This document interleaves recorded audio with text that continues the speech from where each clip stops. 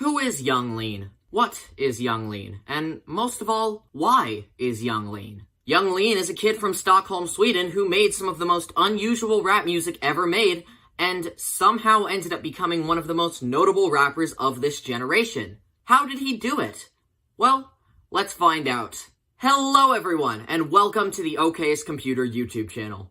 My name is Patrick, and today we're going to be talking about the evolution of Young Lean. Before we begin, be sure to like and subscribe if you feel so inclined, follow my other social media profiles for more content every day, and give my new EP a listen. And one more thing, a lot of the information about Lean's personal life comes from the recently released documentary, Young Lean in My Head, a film about Lean's life on tour and struggles that he has faced throughout his career. It is a wonderful film that you should definitely watch if you are a fan of his work. Young Lean is a rapper who made a name for himself in the internet-based music movements of SoundCloud rap, emo rap, and cloud rap.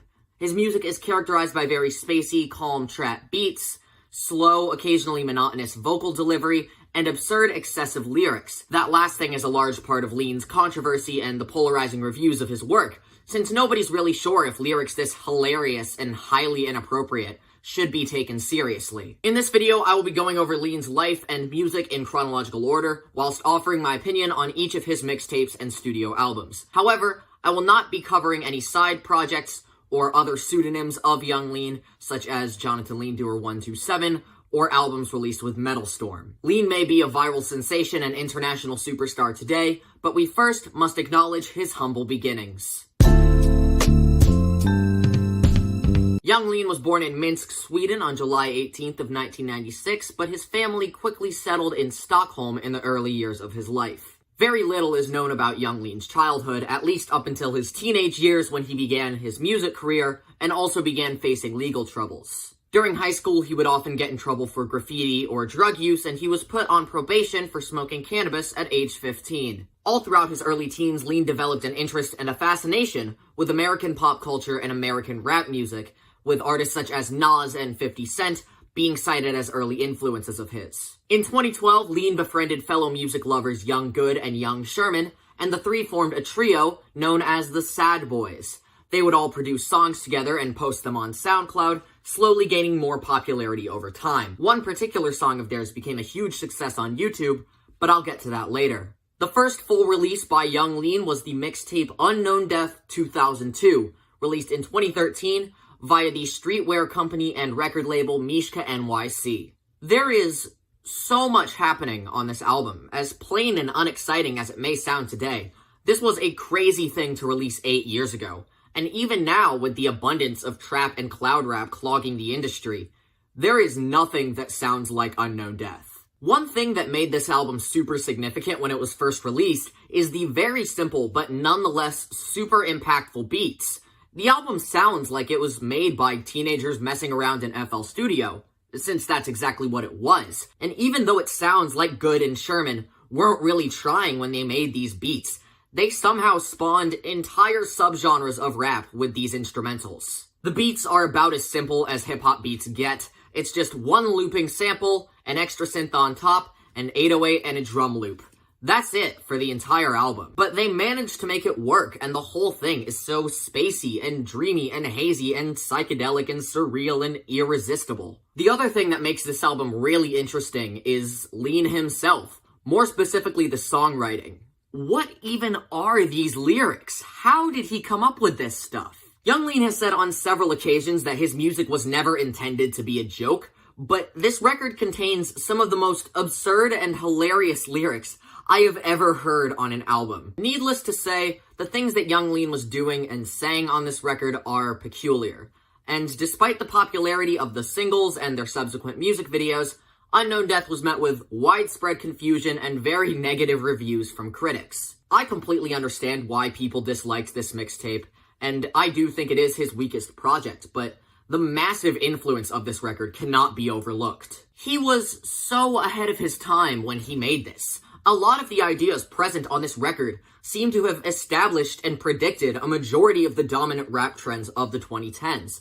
The record itself may come across like a boring, half-baked mixtape, but what we really have here is one of the most daring and abnormal albums of the 2010s, and a vital artifact of internet history. Before I continue to the next section, I've got to talk about the Lavender EP, because this was the start of Lean's status as a viral sensation. Lavender is genuinely one of the strangest musical releases I have ever heard. It has the same cloud rap beats of Unknown Death, but Lean's delivery and his lyrics here are just on another level of bizarre. The first time I heard the song Oreo Milkshake, I couldn't help but laugh uncontrollably for several minutes. It is one of the most excessive, bewildering, and overwhelmingly immature songs in existence.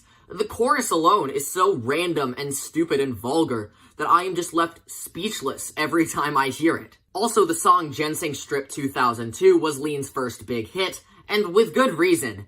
It is unforgettable. I don't know if that's a good thing or not, but this isn't the kind of song that you can easily ignore. Lean's lyrics on the song sound like a middle schooler trying to write a rap song that's like really gross and yet simultaneously cool in a way. It's a lot to absorb, and the fact that this 16-year-old made such massive waves on the internet with a stupid track he made with his friends is a true testament to the power of the internet. The release of Unknown Death and Ginseng Strip 2002 led to Lean becoming a surprise success, and as a result, he began touring around Europe with the Sad Boys and playing sold-out shows in clubs all around the country. When Lean started touring, it became abundantly clear that he was embracing the hip-hop lifestyle, with the chaotic, drug-fueled concerts and the rowdy road trips becoming too much for his management team to handle. This life of excess on the road led to the creation and release of Unknown Memory, billed as Young Lean's first studio album. Whereas Unknown Death was largely dismissed as a 40-minute meme that wasn't worth your SoundCloud streams, Unknown Memory really caught people's attention as the moment that Lean started to transform into a rapper that we can take seriously and legitimately enjoy. Unknown Memory overflows with American influence. After all, this was 2014, when artists like Migos, Future, and Travis Scott started to become household names. The latter actually makes an appearance on the song Ghost Town, and Scott's name in the credits was a big contributor to Unknown Memory's American popularity. You can tell when you listen to Unknown Memory that there were some big changes happening in Lean's life and music. This became immediately clear in the record's production, where the beats are a lot more refined and cleanly produced, the vocal mixing is clearer and louder, and the overall mood of the album is one that is a lot more dynamic, and most importantly, it's a lot more confident. That newfound confidence also appears in Lean's vocal performances. He's no longer mumbling his way through 3 minutes of nonsense. Here he's actually writing memorable, catchy hooks. He's exploring his full range of his vocal delivery. And he's willing to prove himself as a serious artist and not just another kid from SoundCloud. Now that's not to say that Unknown Memory is amazing though, because it's still very flawed, just like Lean's previous album. He's still very much lacking in the songwriting department, dwelling on a lot of those same ideas and themes, albeit slightly less immature. Also, the album is a mixed bag in terms of quality tracks. While I do really enjoy songs like Yoshi City and Ghost Town, and I really love the song Volt, it does feature quite a few songs that are very underwhelming and forgettable. The double time beat and the painfully awkward vocals on the song Don't Go are wildly uninteresting, and the song Ice Cold Smoke as a whole just should have been cut from the record, even though it lasts less than 2 minutes. Unknown Memory is a vast improvement on Lean's first mixtape, and it's the start of Lean's evolution into a notable and respectable rapper, but the album itself is mediocre. It's a fine album for a studio debut, but Lean still wasn't performing proficiently. Not yet, that is. After the highly successful release of Unknown Memory, Lean would embark on his first ever US tour, all while writing material that he would go on to record while in America. After several months of touring, the Sad Boys decided to settle in a condo in Miami, Florida, to record what would be Lean's next album. At this time in his life, young Lean was a very busy man, always writing, touring, and recording, and throughout this whole ordeal, he developed a serious addiction to various drugs, and his usage of several hard drugs became really severe, making it more and more difficult to perform and record new music. When he settled in Miami to finish up the album, Lean fell into what can only be described as a drug-induced psychosis. He was saying and writing really disturbing, nonsensical things to his coworkers and friends. He became obsessed with the Chinese zodiac and began writing a surreal sort of memoir around these ideas. and he was in a constant state of panic and paranoia. Everyone working on the album began to notice these changes in Lean's lifestyle and his attitude, and they were very concerned for his health and safety. They just wanted him to be safe. This slow-building chaos reached its peak on the evening of April 7th, 2015. There were 4 people involved in the events that took place on this night. Lean himself, his manager Baron, fellow rapper and friend Blade, and LA producer Hunter Carmen. Lean was highly intoxicated after mixing together a large amount of various drugs, and he became very overwhelmed and detached from reality. He was trashing the house, throwing furniture, breaking things, and shattering glass. Now, the latter caused a lot of bleeding and led Blade to call 911. After being hospitalized, Lean once again became paranoid about being separated from his album files, and he called Baron, begging him to bring the hard drive to the hospital. Baron, alongside Hunter, set out to go see Lean in the hospital, and on the ride there, he suddenly veered out of his lane and slammed into a traffic signal post. The engine caught fire, and eventually so did the car. Strangers immediately rushed to help, and Hunter was pulled from the wreck. Baron, however, was stuck and subsequently died in the car. This was a devastating loss for Lean, for Baron's family, and for music. Baron was a driving force behind Lean's American success and the creation of this album. His death was a wake-up call for Lean and a sign that things needed to change. He moved back to his parents' house in Stockholm, Sweden, taking Blade and Young Good with him, and while Lean recovered from his psychosis and from the loss of Baron, Good attempted to finish the album with the various stems that were available to him. Lean was occasionally called in to fill in new vocal parts, but the resulting songs were very much not done, and not what Lean envisioned for the album. Regardless of the unfinished status of the record, Baron's father decided to release the demos with a different cover art and no complete songs. He claimed the album needed to be heard no matter what in order to honor Baron's memory, and while I respect that idea, the loose collection of demos released without Lean's permission was a complete failure. Critics and fans alike hated it, and it seemed disrespectful to Baron for the album to be released in this condition. The leak was subsequently removed from the internet after the negative response from everyone, and after several months of continuous editing and re-recording, Lean published the final, real, finished version of his second studio album, War. In case you couldn't tell by that title card, I really love this album. This was the first instance of the young Lean that we know and love. Warlord has the instantly catchy vocal melodies, the simple but lovable hooks, and the smooth psychedelic beats that have come to define Lean's career and the sound of trap music as we know it. Unknown Death and Unknown Memory may have been the albums to establish a lot of the trends and styles of trap and cloud rap, but Warlord was when that sound was perfected and performed most effortlessly. Making this album was a lengthy and difficult process, but the resulting record proved that Lean could triumph above turmoil and create something magnificent.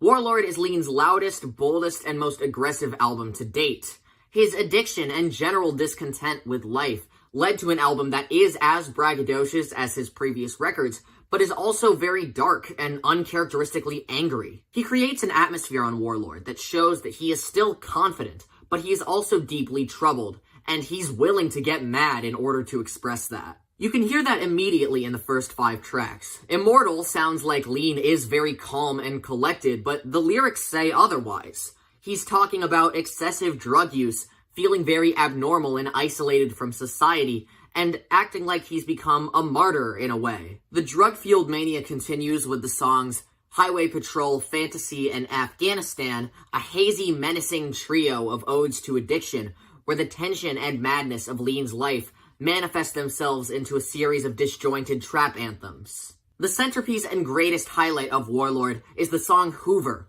which was also the lead single from the album. Hoover is easily the rowdiest and most intense song Lean has made thus far. It is dangerously catchy, featuring one of his finest choruses ever written. The sole verse on the song is an angrily delivered and intoxicating blur of bizarre metaphors that is just wonderful. And the instrumental is equally as aggressive, with a beat that is surprisingly reminiscent of more recently released trap music from the likes of X, Lil Darky, or Ski Mask the Slump God. Warlord came about during the most difficult and chaotic time in Young Lean's career, so it makes sense that it's a very aggressive and emotionally unstable album. The struggle was well worth it though, and Warlord is a fantastic record that I would also consider to be the first truly great Young Lean album. Now is the part where I get to talk strictly about the music. Details about Lean's personal life pretty much stop here, and honestly, I'm okay with that. After the tragic madness that was the Warlord sessions, I'm glad that the next several years in Lean's life were a lot calmer and simpler. He was working to climb out of the chaotic rut of addiction, and now, all he needed to focus on was recovery and making the music that he loved. After a well-deserved break in the spring of 2016, Lean felt safe and healthy enough to do a short tour in promotion of Warlord. And while he did this tour, he wrote quite a lot of material that would go on to appear on a mixtape released in December. And that mixtape was Frost God. Frost God is one of Lean's most accessible albums, and anybody who listens to trap or modern rap music in general will most likely find it to be very enjoyable. Like with Unknown Memory, the rap music of America was a prominent influence on the music, but this was the first time that Lean allowed musical input from American rappers and producers. White Armor still handles a majority of the instrumentals, but American producer Shlomo did do the beat for Hop Out. And there are 3 features from American rappers, Adam Killa, Luckaleen, and most notably, ASAP Ferg. Frost God is only 25 minutes long, and that's 16 minutes shorter than Warlord. Lean tries to condense a lot of different ideas into that short runtime, and it doesn't always work out. While some of the longer songs like Hennessy and Sailor Moon definitely make the most of their runtime, the shorter tracks like Back at It and Kirby are far too brief to feel like fully fleshed out legitimate ideas. Despite how short these songs are, I really love what Frost God has to offer. And while it may not be as complete or cohesive as Warlord or the records that would follow, I find that this is a very fun and worthwhile mixtape that also works as a great entry-level Lean album. It's now 2017, the days of Warlord are long gone, and Lean's not doing so well. When he released his single Red Bottom Sky, it became abundantly clear that he was in a very dark mental state and he was about to make his most emotional album. Enter Stranger, his 3rd studio album released in November 2017, a year and a half after Warlord. Stranger has 14 songs, no features, no guest producers, and his longest runtime to date of nearly 50 minutes. Right away, we can tell we're in for something really different, and that's exactly what we got. Stranger may have some of the same compositional tendencies as Lean's previous work, but there is a palpable atmosphere permeating every second of this album that is so overwhelmingly powerful. Whereas Warlord was fiercely psychedelic and aggressive, Stranger is very morbid and mournful. Lean has come down from the high and is now left with the pain and regret from his past mistakes. His rapping is more lethargic than boastful, and the moments of singing on the album are very sad and dejected, like on the song Snakeskin Bullets, where he sounds like he has just completely given up, and it is heartbreaking. There are some more traditional songs on the record, like Ski Mask and Hunting My Own Skin, but there is still an underlying sense of dreariness and darkness hidden beneath these songs. This is also present in tracks like Yellow Man or the aforementioned single Red Bottom Sky, where Lean completely forgoes rapping in favor of slow, fragile singing that accurately reflects the darker state of mind that drove the creation of Stranger. But you can't talk about Stranger without talking about the penultimate track, Agony. Staying true to the title, this is a very painful song. There are no drums or extravagant production to be found on this song. Instead, the sole instruments are a piano and a very quiet synthesizer. Also, Lean is only singing on this song, which I guess makes Agony a piano ballad. Lean's lyrics are intentionally very ambiguous, featuring vague references to being surrounded by nature, being very isolated, and having hallucinations as your only companion. It's all summed up very nicely with the repetition of the lyric, "When I'm afraid, I lose my mind. It's fine. It happens all the time." Agony is by far Lean's most touching, sad, and beautiful song, and it's also my personal favorite of his. Stranger is, in my humble opinion, Lean's greatest album. With Stranger, he made his most intimate record and one that proves he was far more than just a drug-obsessed rapper. He was a multi-talented artist who was capable of turning his pain and turmoil into a truly beautiful album, unlike anything I've ever heard before. 2016 was a year of tragedy. 2017 was a year of mourning. Now, it's 2018, 2 years after Lean left Miami, and it's time to move on. In October of that year, Lean released a music video for a new song entitled Happy Feet and announced that 1 week later he would be releasing another mixtape. Sure enough, on November 2nd, Lean released Poison Ivy. Just like Lean's previous mixtape, Poison Ivy is 8 songs, under 30 minutes long, and it's not as good as the album that preceded it. Yeah, this is definitely one of Lean's weaker records. Instead of evolving further and building on the melodic trap pop of Stranger, here we see Lean reverting back to his old self and making a record that's about as slow and subtle and monotonous as something like Unknown Memory. Gone are the flavorful hooks and lovable rap singing. Instead, he's back to mumbling his way through the same spacey trap songs. It's not all bad, though. I mean, he definitely does this a lot better than he did on Unknown Memory. I feel like a song like Silicon Wings is significantly more exciting and dynamic than a lot of his early work, and the subdued, cold vocals on Friday the 13th make for one of my favorite hooks on the record. I feel like Sauron is one of Lean's most experimental songs, if you can call it that, and Bender plus Girlfriend is an excellent 2-part closer that's also one of my favorite songs of his. Poison Ivy has its fair share of hypnotic highlights, but it definitely loses that magic multiple times throughout the runtime. Although Happy Feet is a decent song, it is way too quiet and lacking in energy to be a substantial opener. And also, the first 4 bars on the album are just really bad. I just don't like them at all. And while I do enjoy the aforementioned track Sauron, I feel like it goes on way too long, which is weird considering it's only 3 minutes. While the intro is quite promising, once the vocals come in, they sound far too bored to keep me interested throughout the second half of the track. And I'm just gonna come out and say it, French Hotel is not a good song. It's one of the only Lean songs that I actually dislike. The instrumental is extremely confusing, trying to balance out these weird, sweeping synth chords with a poorly mixed, double-time drum beat. Not to mention, half the time Lean isn't even rapping on beat, and there are all these cuts and edits made to the vocal track to try and make up for these inaccuracies. It's just a really messy song. One of the only times that Lean has actually made a song I would describe as messy. Poison Ivy may be nowhere near as good as Stranger, but I do respect Lean's decision to get weird with the instrumentals and revert back to his old methods of singing and songwriting. The resulting album isn't entirely successful, but it does contain some really wonderful tracks that are guaranteed to please fans of Lean's early work. Poison Ivy was released in November 2018, and it wasn't until March of 2020 that Lean announced he would release his next album in May. While 17 months may seem like a reasonable gap between albums for most artists, this was actually Lean's longest album gap to date. After the release of 3 very successful singles, Lean finally released his 4th studio album, Stars. Every young Lean studio album thus far has come at a pivotal time in his life.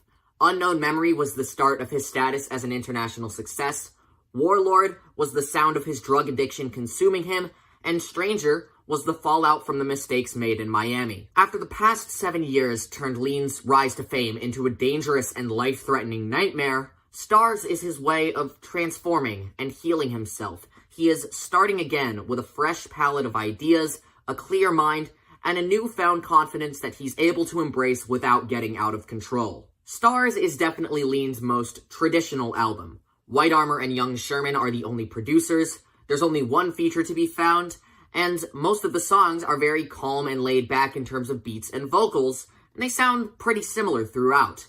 In other words, Stars is Lean playing it safe. While the lack of sonic diversity or compositional risks has been a point of criticism for a lot of people, I am totally fine with Lean's decision to make an album that fits into modern music standards after all these years of wild experimentation. A majority of the songs on Stars are very moody, quiet trap R&B hybrids, such as the song Yayo, which infuses the repetitive flows of American rappers with Lean's classic psychedelic trap sound. And many tracks in the middle of the record, such as Out of My Head or the excellent centerpiece Acid at 7-Eleven, are very hushed and hazy pop rap songs, not unlike Lean's work on Stranger. The tracks do kind of blend together over the runtime, but it's not a case where every single song sounds exactly the same. there are definitely some outliers in the track list. For example, the astounding introduction My Agenda sees Lean flirting with some noisier, more hectic production, especially in the back half of the song.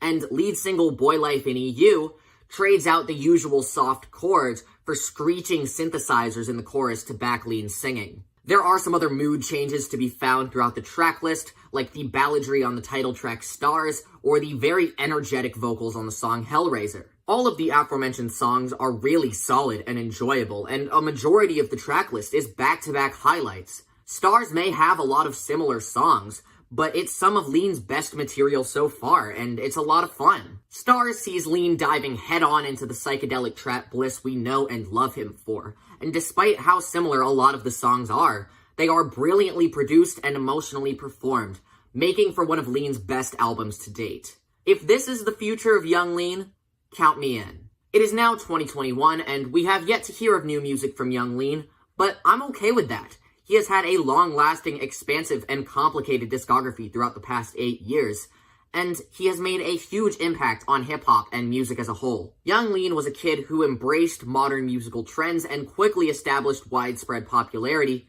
but also began to suffer as much as he prospered.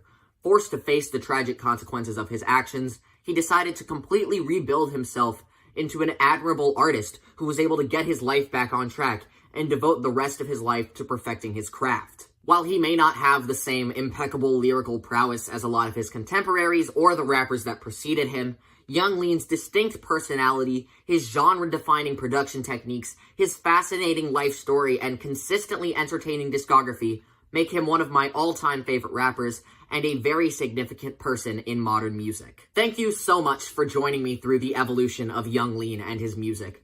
I hope that this could motivate you to explore his discography and the impact that he's had on the genre. My next video is going to be a return to the 5 Essentials series. Since we're on the topic of rap music, I thought I'd make another one for the rap fans. For any die-hard hip-hop heads who are looking to expand their music taste beyond that one genre, I am going to be talking about my 5 essential non-rap albums for rap fans. I'm going to tell you all about the best albums to get you started in exploring new genres, with each individual album devoted to fans of certain kinds of rap music. I'm going to go over each of those 5 albums in my next video. And that's the end of the video. As always, remember to like and subscribe if you feel so inclined, follow my other social media profiles for more content every day, and go stream my new EP. A link can be found in the description or in the comments. Thank you all so much for watching, and I hope you all have a very nice day.